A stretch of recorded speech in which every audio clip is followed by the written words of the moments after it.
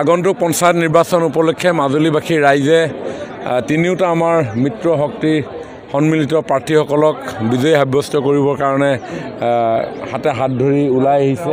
আজি ফুলনি পঞ্চায়তত আমাৰ তিনিওটা দলৰ প্ৰক্ষেপিত প্ৰাৰ্থীসকল, জিলা পৰিষদৰ প্ৰাৰ্থীসকল সকলোৱে আমি আমাৰ সন্মানীয় বিধায়ক ডাঙৰীয়া তিনিওটা দলৰ নেতৃবৃন্দৰ উপস্থিতিত ৰাইজৰ ওচৰত তেখেতসকলৰ হৈ আমি সকলো ৰাইজৰ সহযোগিতা আমি কামনা কৰিছোঁ। আৰু মাজুলীৰ ৰাইজে যোৱা কেন্দ্ৰীয় চৰকাৰ, ৰাজ্য চৰকাৰৰ উন্নয়নমূলক যিসমূহ কাম কাজ তেখেতসকলে লাভ কৰিছে, তেওঁলোকে অনুভৱ কৰিছে, সেই অনুভৱৰ ভিত্তিতেই তেওঁলোকে সকলোৱে হৃদয়ংগম কৰিছে যে তৃণমূল পৰ্যায়ত এই আমাৰ মিত্ৰ শক্তিৰ প্ৰাৰ্থীসকলৰ জৰিয়তেহে সঠিক ৰূপত জনসাধাৰণৰ উন্নয়নৰ কামবিলাক আগুৱাই লৈ যাবলৈ সক্ষম হ'ব।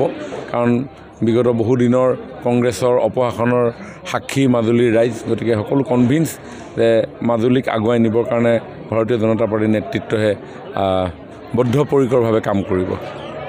ফুংফাং পাৰ্টীৰ কথা কৈছে কি? ফুংফাং পাৰ্টী মানে কি আৰু আপোনাৰ কংগ্ৰেছেতো অধিক সময় মাজুলীত শাসন কৰিলে আফটাৰ ইণ্ডিপেণ্ডেঞ্চ। কি কৰিলে মাজুলীবাসী ৰাইজে জানে, মোতকৈ আপোনালোকে বেছিকৈ জানে। মাজুলীলৈ মই অহাৰ সুযোগ বিগত দিনবিলাকত পোৱাৰ কাৰণে মাজুলীবাসী ৰাইজৰ হৃদয়ৰ কথাখিনি মই বুজি পাওঁ কাৰণে কৈছোঁ।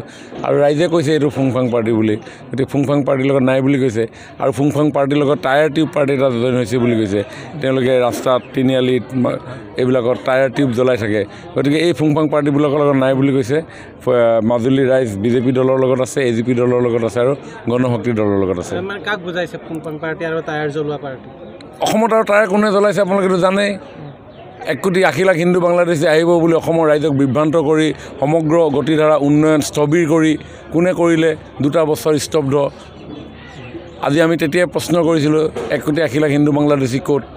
কিন্তু মিছা কথাৰ ৰাজনৈতিক দল খুলি ইলেকশ্যনত উঠিছে, কংগ্ৰেছৰ লগত টাই আপ কৰিছে, জাতীয়তাবাদৰ নাম লৈছে, অন্যহাতে 855 জন হত্যা কৰা কংগ্ৰেছৰ লগত মিত্ৰতা কৰিছে। লাখ লাখ টকাৰ বিনিময়ত নহ'লে এটা চৰকাৰৰ চাকৰি দিব নোৱাৰা নৱপ্ৰজন্মক বুঢ়া আঙুলি দেখুওৱা কংগ্ৰেছৰ লগত জাতীয়তাবাদৰ মিত্ৰতা কৰা পাৰ্টিবিলাককে কৈছোঁ ফুংফাং পাৰ্টি। আপোনালোকে ভাবি লওক কোন ফুংফাং পাৰ্টি।